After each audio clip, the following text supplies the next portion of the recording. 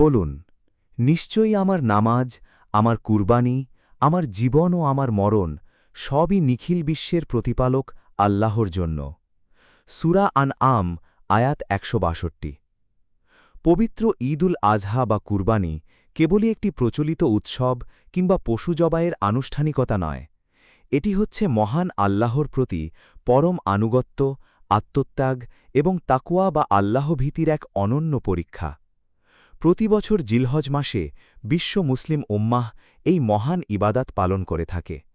তবে আপনার কুরবানি আল্লাহর দরবারে কবুল হচ্ছে কিনা তা নির্ভর করে সঠিক নিয়ত, হালাল উপার্জন এবং হুবহু রাসূলুল্লাহ সাল্লাল্লাহু আলাইহি ওয়াসাল্লামের সুন্নাহ অনুসরণের ওপর।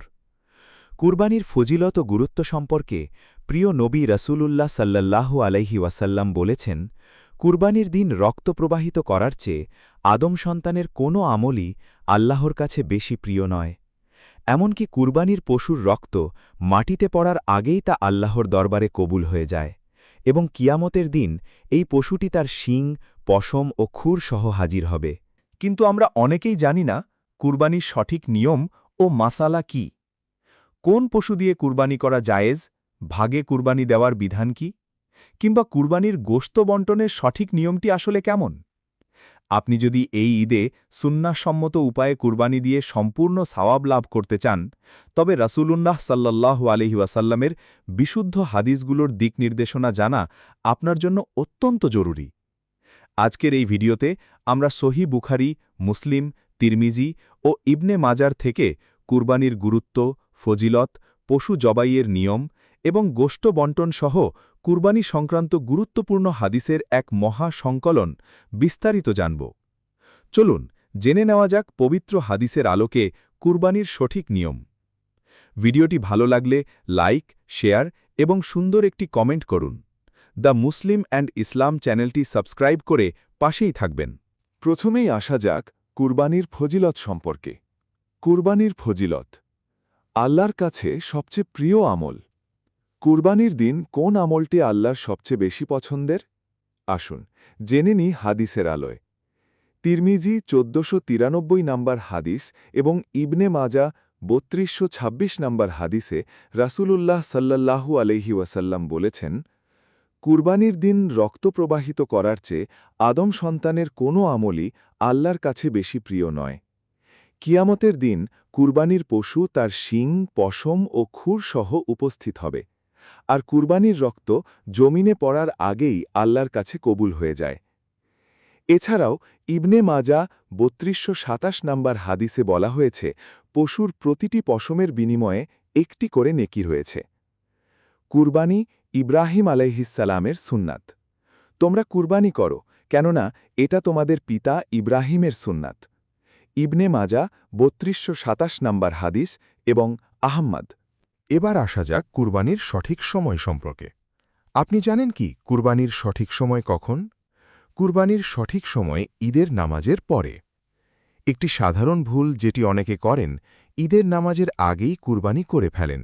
কিন্তু রাসূলুল্লাহ সাল্লাল্লাহু আলাইহি ওয়াসাল্লাম বলেছেন, যে ব্যক্তি ঈদের নামাজের আগে কুরবানি করল সে নিজের জন্যই জবাই করল, আর যে নামাজের পরে জবাই করল তার কুরবানি পূর্ণ হল এবং সে মুসলিমদের সুন্নাত অনুসরণ করল। বুখারী হাদিস নাম্বার ৯৯৫ এবং মুসলিম ১৯৬১ নম্বর হাদিস। রাসূলুল্লাহ সাল্লাল্লাহু আলাইহি ওয়াসাল্লাম আরও বলেছেন, আইয়ামে তাশরিকের ১১ই জিলহজ, ১২ই জিলহজ, ১৩ই জিলহজ প্রতিটি দিনই কুরবানির দিন। আহমদ হাদিস নাম্বার ১৭৭১৬৮ এবং বাইফাকি। কুরবানি কি ওয়াজিব? হ্যাঁ, কুরবানি ওয়াজিব। রাসূলুল্লাহ সাল্লাল্লাহু আলাইহি ওয়াসাল্লাম সামর্থ্যবানদের জন্য কঠোর সতর্ক করে বলেছেন, যার সামর্থ্য আছে অথচ কুরবানি দেয় না, সে যেন আমাদের ঈদগাহের নিকটেও না আসে। ইবনে মাজা ৩১২৩ এবং আহমদ ৮২৩৩ নম্বর হাদিস। প্রিয় ভাই ও বোনেরা, এই হাদিসটি আলেমদের কাছে কুরবানি ওয়াজিব হওয়ার অন্যতম প্রধান দলিল।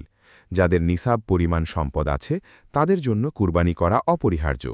এখন আমরা জানব কুরবানির পশু নির্বাচনে বয়স ও যোগ্যতা কি। সঠিক পশু বেছে নেওয়াটাও কুরবানির একটি গুরুত্বপূর্ণ শর্ত।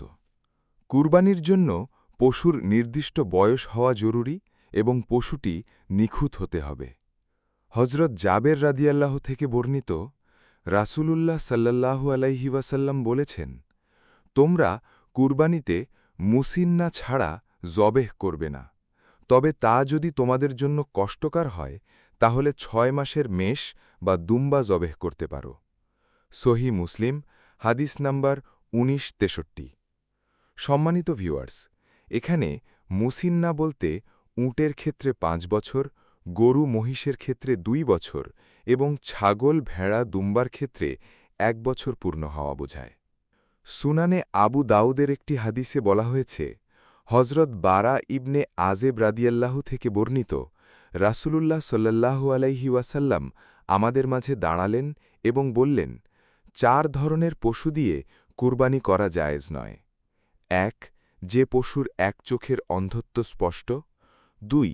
যে পশু চরম অসুস্থ। 3. যে পশু ল্যাংড়া, যা ভালো করে হাঁটতে পারে না। এবং 4. যে পশু অতিশয় দুর্বল বা হাড্ডিসার, যার মজ্জা শুকিয়ে গেছে। ভাগে কুরবানির শর্ত। ভাগে কুরবানি দেওয়ার নিয়ম, গরু মহিষ বা উটে সর্বোচ্চ 7 জন শরিক হতে পারেন। হজরত জাবের ইবনে আবদুল্লাহ রাদিয়াল্লাহু বলেন, আমরা হুদাইবিয়ার বছর রাসূলুল্লাহ সাল্লাল্লাহু আলাইহি ওয়াসাল্লামের সাথে ছিলাম। তখন আমরা একটি উট 7 জনের পক্ষ থেকে এবং একটি গরু 7 জনের পক্ষ থেকে কুরবানি করেছিলাম। সহি মুসলিম, হাদিস নাম্বার 1318, আবু দাউদ, হাদিস নাম্বার 2809। আমরা কি জানি রাসূলুল্লাহ সাল্লাল্লাহু আলাইহি ওয়াসাল্লাম কিভাবে কুরবানি করতেন? এবার আসুন জানি নবী সাল্লাল্লাহু আলাইহি ওয়াসাল্লাম নিজে কিভাবে কুরবানি করতেন। রাসূলুল্লাহ নিজের হাতে কুরবানি করতে পছন্দ করতেন এবং পশু জবেহ করার সময় আল্লাহর নাম ও তাকবীর বলতেন। হজরত আনাস রাদিয়াল্লাহু থেকে বর্ণিত, রাসূলুল্লাহ সাল্লাল্লাহু আলাইহি ওয়াসাল্লাম সুন্দর শিং বিশিষ্ট 2টি চিতি রঙের বা সাদা কালো দুম্বা কুরবানি করেছিলেন।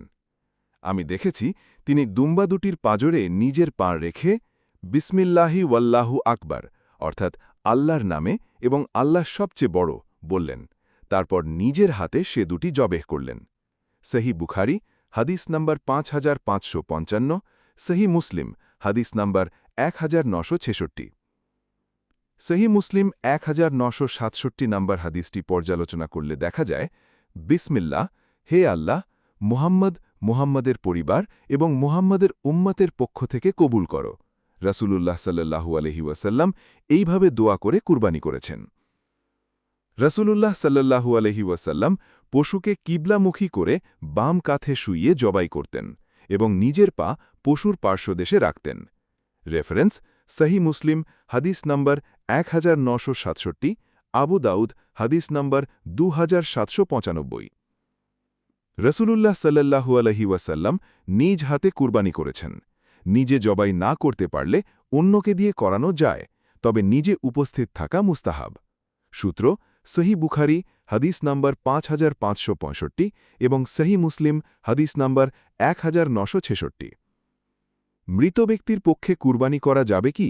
এমন প্রশ্নের উত্তরে আবু দাউদ, হাদিস নাম্বার 2810 এবং ইবনে মাজা, হাদিস নাম্বার 3141 স্পষ্টভাবে বলা হয়েছে, রাসূলুল্লাহ সাল্লাল্লাহু আলাইহি ওয়াসাল্লাম তার উম্মতের পক্ষ থেকেও 2টি দুম্বা কুরবানি করেছেন।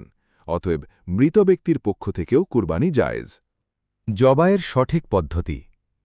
রসূলুল্লাহ সাল্লাল্লাহু আলাইহি ওয়াসাল্লাম জবাইয়ের সঠিক পদ্ধতি সম্পর্কে সঠিক দিক নির্দেশনা দিয়েছেন। পশুকে কষ্ট না দেওয়া। এ সম্পর্কে একাধিক হাদিস আছে। আল্লাহ সব কিছুতে ইহসান করা ফরজ করেছেন। সুতরাং যখন হত্যা করো, উত্তমভাবে করো, যখন জবাই করো, উত্তমভাবে করো। তোমাদের মধ্যে প্রত্যেকে যেন ছুরি ধার করে নেয়। সহি মুসলিম, হাদিস নাম্বার 1955।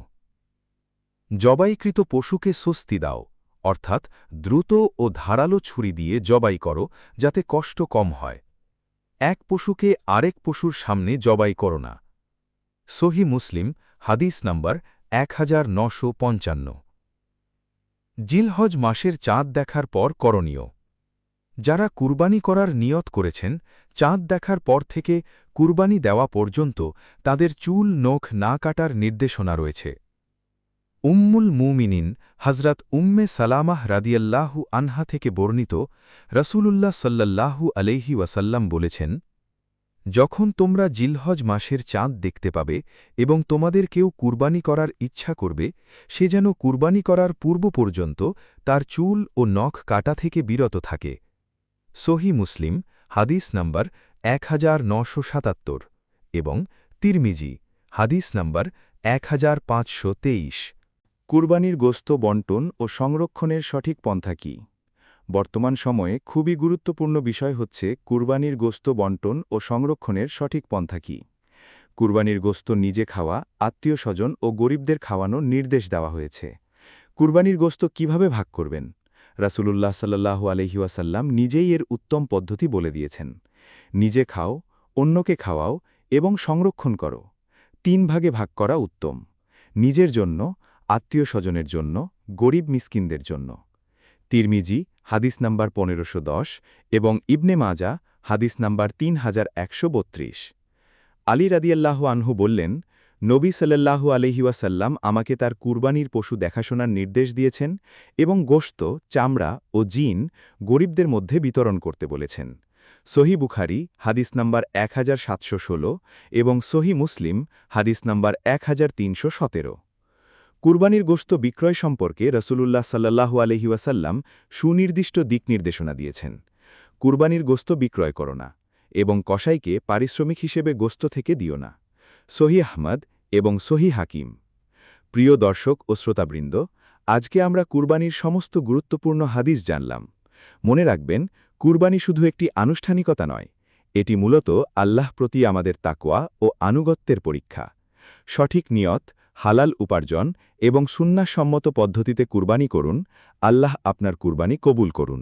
আমিন। আপনাদের কাছে ছোট্ট একটি এজাহার, ভিডিওটি ভালো লাগলে লাইক করুন, শেয়ার করুন এবং চ্যানেলটি সাবস্ক্রাইব করতে একদম ভুলবেন না। জাযাকাল্লাহু খাইরান।